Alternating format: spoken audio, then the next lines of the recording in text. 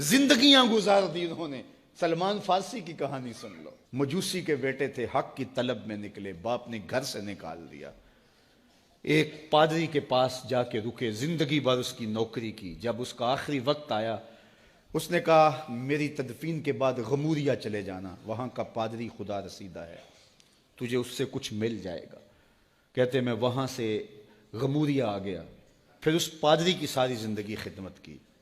جب وہ مرنے لگا تو اس نے کہا کوئی ایسا شخص نہیں ہے جس کے پاس اب میں تجھے بھیجوں، لیکن نبی آخر الزمان کے ظہور کے لمحے آ گئے ہیں، تو یہاں سے یثرب چلا جا، وہ اس نبی کی ہجرت گاہ ہوگی، تیری زندگی سنور جائے گی، تو نے بڑی محنت کی ہے، بڑی نوکری کی ہے میری۔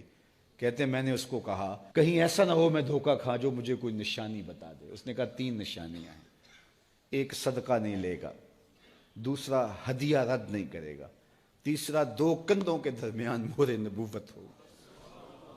کہتے ہیں میں نے اس کی تدفین کی، یثرب کی جانب جاتے ہوئے ایک قافلے میں شامل ہو گیا، انہوں نے مجھے پکڑ کے اپنا غلام بنا لیا، لیکن میرے پہ مہربانی یہ کی کہ مجھے بیچا جا کے مدینے میں۔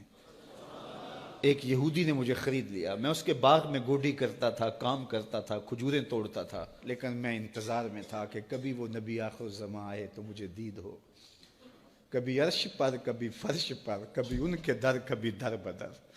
غم عاشقی تیرا شکریہ، میں کہاں کہاں سے گزر گیا۔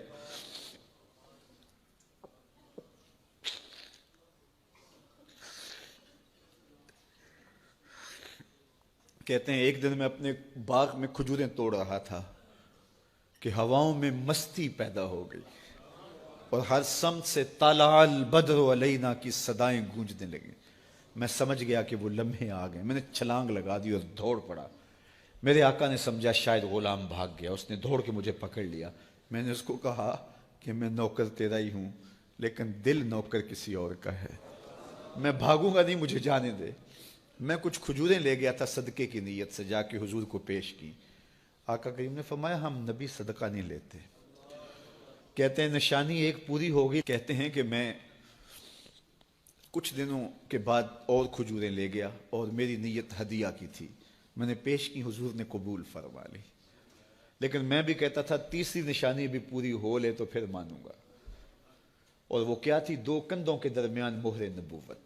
کہتے ہیں ایک دن حضور میرے باغ میں آئے اور آقا کریم نے اپنے مبارک کندھے پہ چادر رکھی ہوئی تھی اور چادر کی اوٹ میں مہر نبوت چھپی ہوئی تھی، اور میں پیچھے ہو کے دیکھتا تھا، اور میری آرزو یہ تھی کہ کوئی تیز جھونکا ہوا کا آئے اور چادر ہٹ جائے اور میں مہر نبوت کی زیارت کر لوں۔ حضور میرے ارادہ قلب سے آگاہ ہوئے، فَأَلْقَى إِلَيَّ رِدَاءَهُ، حضور نے چادر اتار کے میری جانب پھینکی اور پھر ایسے رخ کر کے فرمایا انظر الی ما امرت بہ، اس پادری نے جو بتایا تھا دیکھ لے آ کے۔ تو کہا میں نے دیکھا کہ حضور کے درمیان